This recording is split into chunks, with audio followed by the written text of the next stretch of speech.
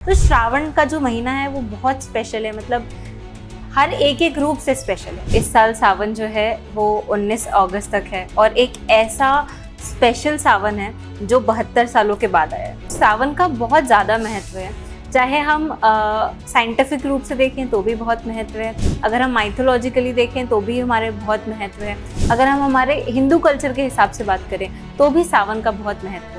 भस्म आरती होती क्या है? एक बहुत स्पेशल आरती है, मतलब मैं बोलूँगी आपकी लाइफ का सबसे डिवाइन एक्सपीरियंस होगा अगर आप शिव जी की भस्म आरती देख के आते हैं तो। और भस्म आरती क्यों करते हैं हम, उसके पीछे भी एक बहुत पौराणिक कथा है। लोगों को कुछ अच्छी एक उपाय बता दीजिए कि उनके जीवन में ना बहुत अच्छी चीजें होने लगे। इसके लिए सिंपल सा एक सिंगल लाइन का मंत्र, पंचाक्षरी शिव मंत्र, जो कि है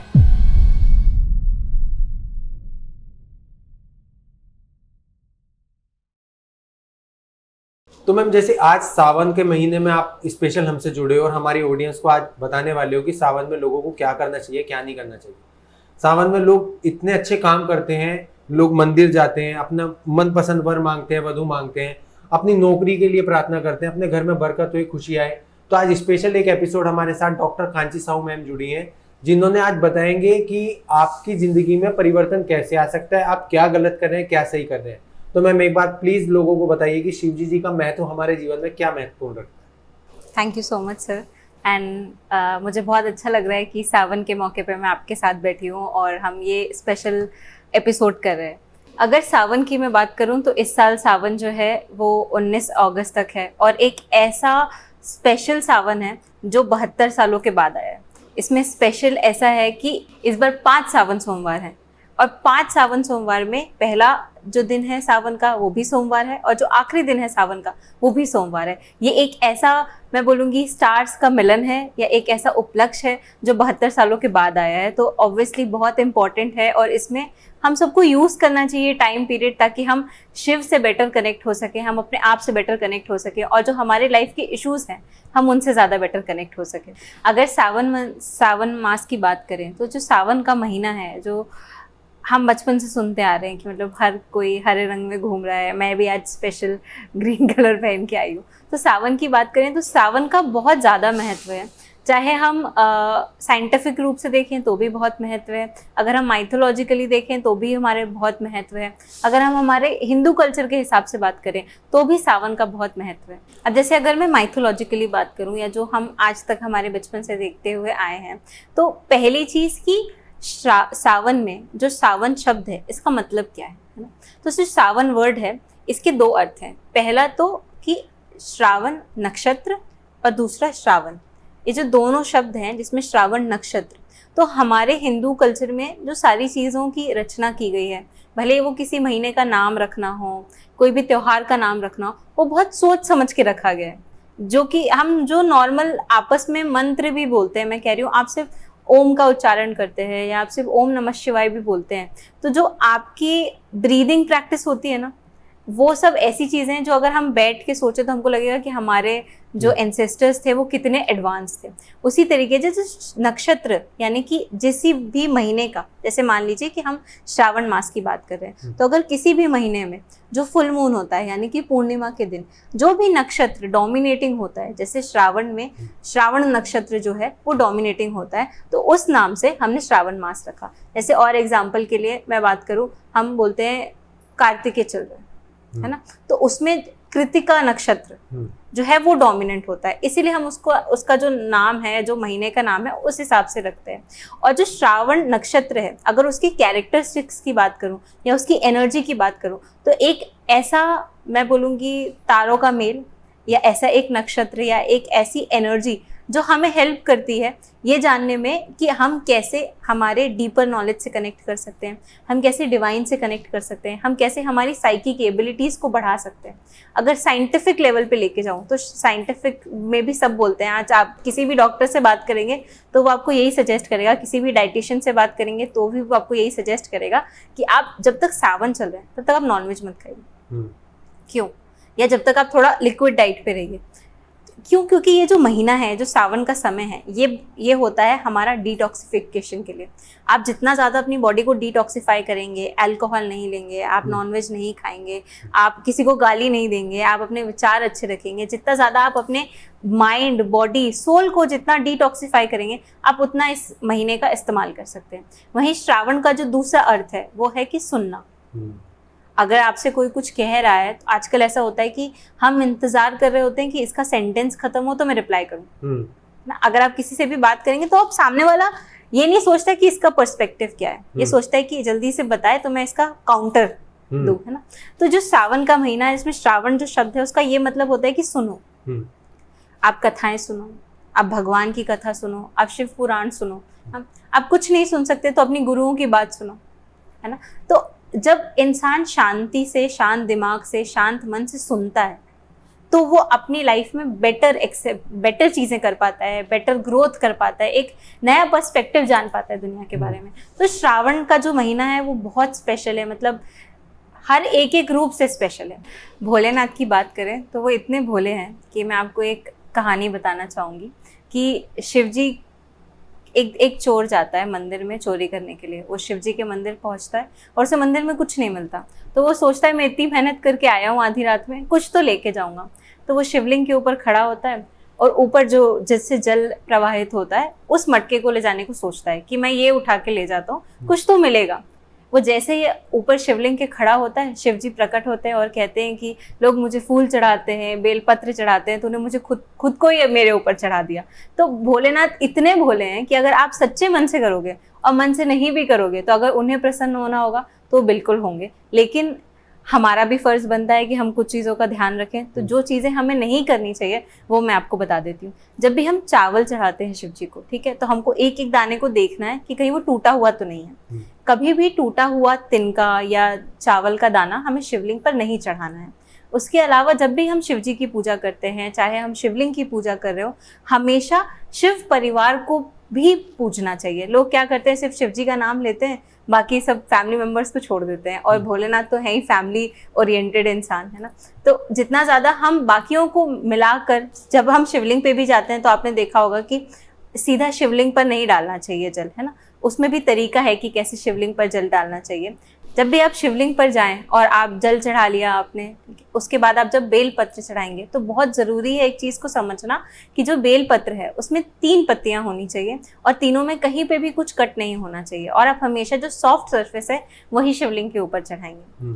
जब भी हम शिवलिंग पर जाते हैं, जल चढ़ाते हैं, पूरा सावन लोग, आप अभी किसी भी मंदिर में जाएंगे तो आपको हज़ारों की संख्या में लोग जल चढ़ा रहे हैं।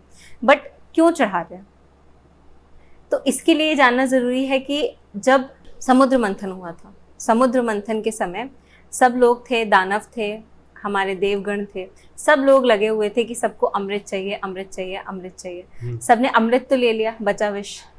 तो उस विष को, जो शायद हमारे पूरे संसार का सर्वनाश कर सकता था, उस विष को शिव जी ने, हमारे प्यारे भोलेनाथ ने अपने कंठ में रख लिया। और जब उन्होंने रखा तो उसका जो ताप था वो इतना ज़्यादा था कि उसको काम डाउन करने के लिए, उसको शांत करने के लिए जितने भी देवगण थे, जितने भी लोग आसपास थे, सबने उनके ऊपर जल चढ़ाया ताकि वो जो तेज है उस विष का वो कम हो सके।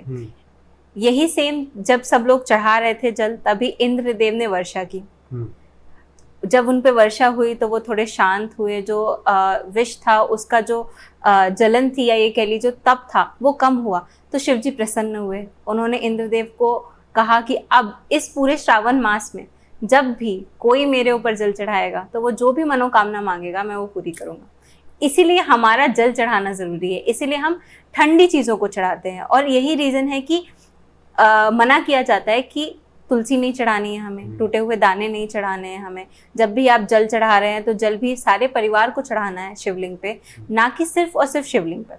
मैम, सावन में व्रत रखने की सबसे अच्छी विधि क्या है कि लोग कैसे व्रत स्टार्ट करें, कैसे अपना खत्म करें, क्या क्या उनके मन में चलना चाहिए? ये नहीं कि किसी को गाली दे रहे हैं। तो सावन में जो व्रत किया जाता है उसकी विधि क्या है? सावन में व्रत रखने की सिंपल सी विधि है, पूरा दिन सिंपल, ठीक है। आप सुबह उठे, आपने नहाया, अगर आप अपने नहाने के पानी में गंगा जल मिला लेंगे तो और अच्छा है।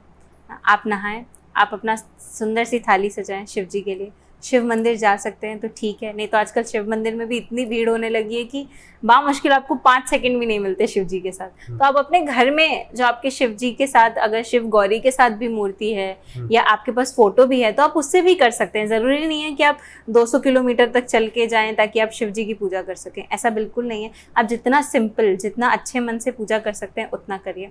आप उठिए, नहाइए, शिव मंदिर जाइए या घर में शिव जी की पूजा करिए। उनको जल अभिषेक करना बहुत बहुत शुभ है। अगर आप सावन मास में शिव जी को जल अभिषेक करते हैं तो आपकी जो भी मनोकामना है वो ऐसे ही पूरी हो जानी है। आप शिव जी को जल चढ़ाइए, उसके बाद उनको आप भस्म चढ़ा सकते हैं, आप उनको चंदन लगा सकते हैं, उसके बाद आप उन पे बेल पत्र चढ़ाइए, धतूरा चढ़ाइए। लेकिन आप केतकी का फूल या फिर तुलसी नहीं चढ़ाएंगे। उसके अलावा आप ये सारी चीज़ों को चढ़ा सकते हैं। आप चढ़ाइए, आप वहाँ 5 मिनट बैठिए, आप ध्यान करिए। आप अपने पूरे दिन में कोशिश करिए कि गाली ना दें, किसी के बारे में गलत ना सोचें। आपको गुस्सा भी आ रहा है, गर्मी भी लग रही है, तो अपना गुस्सा किसी और पे ना निकालें, क्योंकि ये जो समय है ना, ये बात ही करता है कि आप कितना अपने आप को कंट्रोल कर सकते हैं, कितना आप अपने मन में जा सकते हैं। उसके बाद आप पूरे दिन कोशिश करिए कि आप लिक्विड डाइट पे रहें। आप पानी पी सकते हैं, आप कोई फ्रूट्स खा सकते हैं, आप इस तरीके से अपना फास्ट को कंटिन्यू करिए।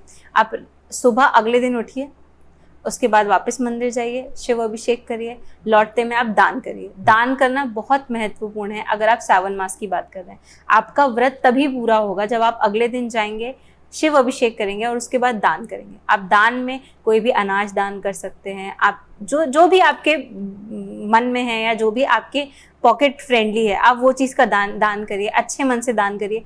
ये सोच के मत दान करिए कि आज मैं इसको 1 किलो चावल दूंगा या 1 किलो दाल दूंगा तो कल मेरे घर में 1 करोड़ आ जाएंगे, ऐसा सोच के नहीं दान करना है। अच्छे मन से, मेरे घर में अगर 5 किलो चावल है तो उसमें से मैं क्या 1 किलो निकाल के नहीं दे सकता, बस इसी मन से हमें दान करना है। आप दान करिए, वापस आइए और अपना आप नॉर्मल लाइफ चालू करिए। सिंपल सा तरीका है। आप पूरे दिन में 5 मिनट भी निकाल के अगर सिर्फ ओम नमः शिवाय का भी जाप कर लेंगे या सिर्फ ओम नमः शिवाय का 108 बार जाप कर लेंगे तो भी आपका व्रत संपूर्ण हो जाएगा। तो मैडम ऐसा है कि जैसे आजकल लोग अपना मनचाहा प्यार पाना चाहते हैं, कोई अच्छा बिजनेस ग्रो करना चाहते हैं, लोगों को कुछ अच्छी एक उपाय बता दीजिए कि उनके जीवन में ना बहुत अच्छी चीजें होने लगे। कोई ऐसा मंत्र या कोई ऐसी टेक्निक कि लोग चाहें कि अब वो व्रत कर रहे हैं, उनका अच्छा जाए व्रत, कोई बिजनेस से रिलेटेड चाहता है, तो ये चीज़। इसके लिए सिंपल सा एक सिंगल लाइन का मंत्र, पंचाक्षरी शिव मंत्र, जो कि है ओम नमः शिवाय। आप इसका जाप करिए। आपको करियर में दिक्कत है, पैसों में दिक्कत है, बच्चे पढ़ाई नहीं करते, लड़ाई झगड़े करते हैं, घर में नेगेटिविटी है, सब ठीक हो जाएगा। ये एक ऐसा मंत्र है कि अगर आपको ऐसा लग रहा है आपके घर में कोई बहुत ज़्यादा हेल्थ को लेकर के परेशान है, रोग ठीक ही नहीं हो रहे, तो आप उसको बोलिए कि वो रोज़ सुने या तो जाप करे ओम नमः शिवाय का। ये एक ऐसा मंत्र है जिसको आप जितना बोलेंगे उतना आपकी लाइफ में अच्छा ही होना है। चाहे आपने फास्ट किया हो या ना किया हो, चाहे आप मंदिर जा सकते हैं या नहीं जा सकते, आप 5 मिनट तो निकाल ही सकते हैं इस पूरे महीने में कि आप ओम नमः शिवाय का जाप कर सकें। तो आराम से बैठ के भले यूट्यूब पे प्ले करिए, पर 108 बार ओम नमः शिवाय का जाप करिए, बस इतना काफ़ी होगा।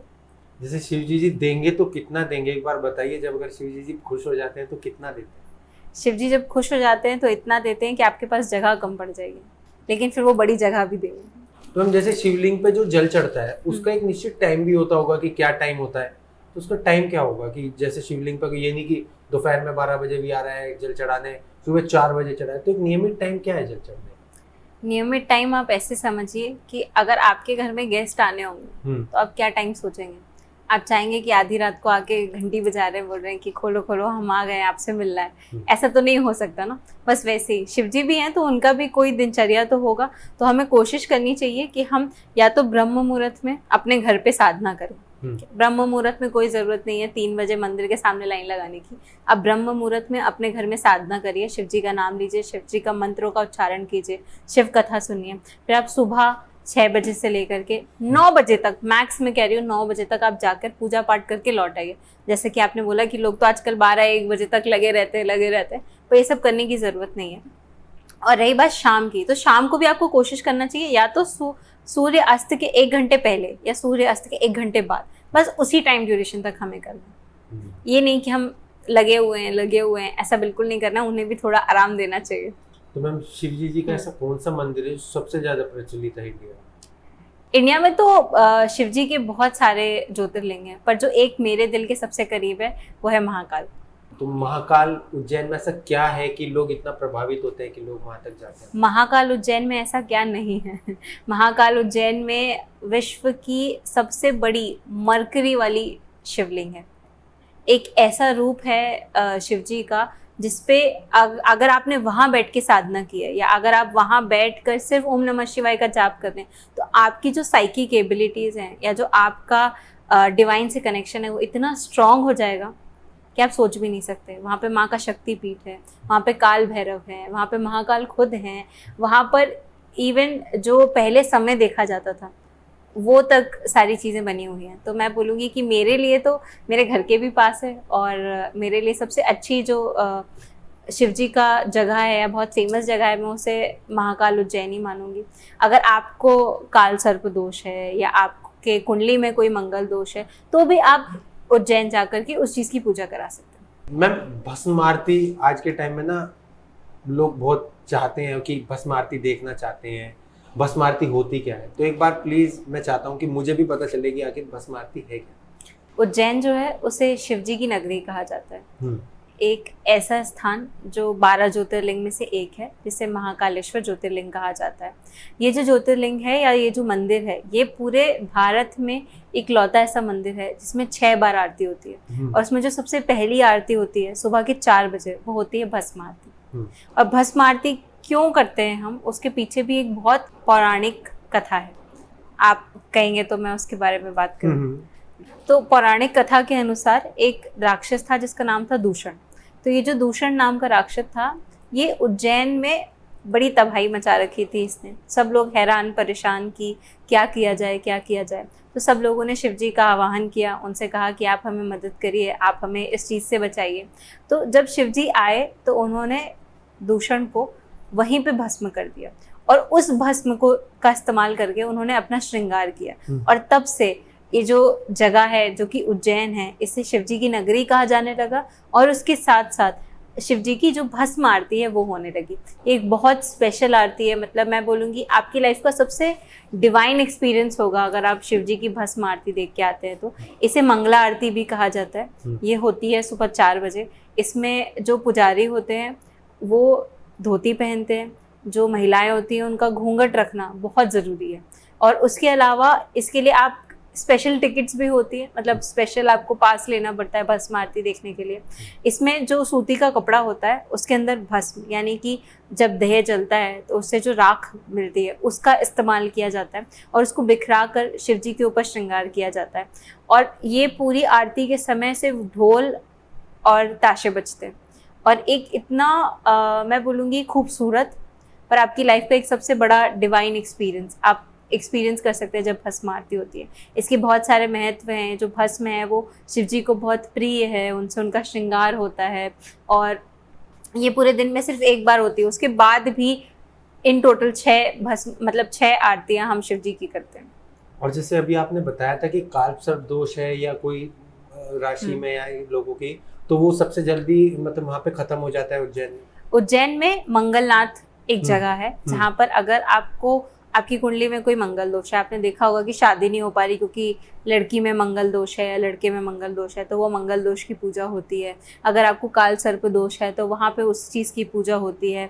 अगर आपकी कुंडली में ग्रह की शांति नहीं है, आपके ग्रह पूरे इधर उधर हैं, तो ग्रह शांति की भी पूजा की जाती है। अगर मैं बात करूँ काल सर्प दोष की, तो इसको मैं बोलूँगी स्पॉट करना या नोटिस करना आपके घरों में या आपके आसपास बहुत ईजी है। मतलब अगर कोई हस्बैंड वाइफ है, उनके लाइफ में दिन भर कलेश होते हैं, तो पक्का किसी एक में काल सर्प दोष है। अगर आपके आसपास भी आपने देखा होगा, फैमिली में देखा होगा कि किसी इंसान को कोई छोटी सी बात बोल दो, वो इतना ज़्यादा भड़क जाता है कि ऐसा लगता है कि इतना ओवर रिएक्ट क्यों कर रहा है। वो भी एक काल सर्प दोष होने का लक्षण है। उसके अलावा अगर एक इंसान है जो बहुत कोशिश कर रहा है, अपने एफर्ट्स पूरे डाल रहा है, मेहनत कर रहा है, फिर भी सक्सेस नहीं मिल रही, तो हो सकता है कि उसे काल सर्प दोष हो। एक तरीके से इंसान बहुत फंसा हुआ, रुका हुआ महसूस करने लगता है। पर काल सर्प दोष को जानने का जो तरीका है वो तब है जब आपकी कुंडली में अगर आप देखें तो राहु और केतु के बीच अगर आपके सारे जो प्लैनेट्स हैं वो आए हुए हैं, तो आपको काल सर्प दोष है। इसको अगर स्ट्रक्चर में बात करूं तो ऐसा दिखता है कि जैसे राहु और केतु के बीच में अंदर एक लूप में सारे ग्रह आ गए, ऐसा दिखता है जैसे किसी सांप से बांधा गया हो, इसीलिए इसको काल सर्प दोष कहा जाता है। इसका कुछ छोटा सा कोई एक निवारण या कुछ कैसे पता कर सकते हैं लोग? निवारण तो ये है कि आप जितना हो सके, आप अगर एनिमल्स का जितना आप मतलब जितना आप उनको एनिमल्स को हेल्प करेंगे उतना आपका काल सर्प दोष का असर जो है वो कम होगा। आप जितना हो सके उतना दान करिए, आप जितना हो सके, अगर आपको कहीं आप रोड पे जा रहे हैं, आपको कोई कुत्ता दिखता है, गाय दिखती है, तो उसे रोटी दीजिए, बिस्किट खिलाइए। ये एक बहुत अच्छा उपाय है जो कोई भी कर सकता है, और इसमें काल सर्प दोष में बहुत आपको एक फील होगा। और उसके अलावा दूसरी चीज़ ये है कि आप अपना काल सर्प दोष पूजा कराइए। आप किसी भी ज्योतिर्लिंग जहाँ पे होती है वहाँ पे होता है, लेकिन सबसे अच्छी अगर मैं बात करूं तो अगर आप जा सकते हैं तो आपको उज्जैन के महाकालेश्वर में मंगलनाथ जाना चाहिए और वहाँ पे अपना काल सर्प दोष की पूजा करानी चाहिए। जब भी काल सर्प दोष की पूजा होती है तो उसके साथ ग्रह शांति की पूजा होना कंपलसरी है, क्योंकि आपके सिर्फ जो ग्रह हैं वो सारे ही उस चीज़ के अंदर हैं, तो आपको सभी को काम डाउन करने की ज़रूरत है, सभी को एक नॉर्मल लेवल पे लाने की ज़रूरत है। इसीलिए हमेशा काल सर्प दोष के साथ जो हमारे ग्रह हैं उनकी शांति की पूजा की जाती है। जैसे मैम अभी बहुत से लोगों ने ना अपनी घर की सिचुएशन उनकी खराब हो गई, तो उनके घर में भी कोई दोष होगा, तो उसके लिए कुछ? घर में दोष होता है तो उसके लिए जानना जरूरी है कि कारण क्या है। बहुत सारे कारण हो सकते हैं। कुछ लोगों के घर में एंसेस्ट्रल ब्लॉकेजेस होते हैं ना, कि आपके पीढ़ी दर पीढ़ी चला आ रहा है, तो वो एक एंसेस्ट्रल ब्लॉकेज हो सकता है, जो हम कहते हैं कि किसी का पितृ खराब है ना। उसके अलावा हो सकता है कि उसके यहाँ जो वास्तु है उसका कोई दोष हो सकता है, या हो सकता है कि एक बहुत कॉमन सी चीज़ जो मैंने नोटिस की है, आप देखिएगा उन लोगों के घर में तरक्की नहीं होती जो अपने घर की लक्ष्मी यानी अपने घर की जो महिलाएं उनकी रिस्पेक्ट नहीं करते, बदतमीजी से बात करते हैं। वो भले ही कितनी मेहनत कर रही हो अपनी लाइफ में, उनकी वैल्यू नहीं करते, गाली देते हैं, माँ बहन को एक अपशब्द का इस्तेमाल करते हैं। तो जब भी आप इस तरीके के पैटर्न को फॉलो करते हैं तो आप अपने घर की लक्ष्मी का अपमान कर रहे हैं। आप जब जब अपनी लाइफ में अपनी लक्ष्मी का अपमान करेंगे तब तब आप माँ लक्ष्मी आपसे सिर्फ दूर ही जाएंगी। इसीलिए आपको अगर अपनी लाइफ में फाइनेंसेस इंप्रूव करना है तो पहले आप अपने घर में अपनी वाइफ के साथ, अपनी सिस्टर के साथ, अपनी मदर के साथ अपने रिलेशनशिप जितना इंप्रूव करेंगे आपका उतना अच्छा फाइनेंशियल ग्रोथ होगा। तो ये बहुत ही खास जानकारी थी। तो अगर आपको लगता है कि सावन से रिलेटेड आपको कुछ भी जानना है, या आप व्रत विधि कैसे कर सकते हैं, मन चाहा वर पाए या मन चाहा वधु पाए, तो आप डॉक्टर कांची साहू से नीचे दिए गए एक्सप्लेनेशन में आप कनेक्ट कर सकते हैं, उन्हें कॉल कर सकते हैं। वो आपके बातों का जरूर जवाब करेंगी, जरूर रिप्लाई करेंगी। अगर आपको कुछ लगता है कि आपकी लाइफ में कोई परेशानी चल रही है तो इस सावन जरूर आप खुल के बताइए और खुल के कनेक्ट कीजिए डॉक्टर कांची साहू से। Thank you.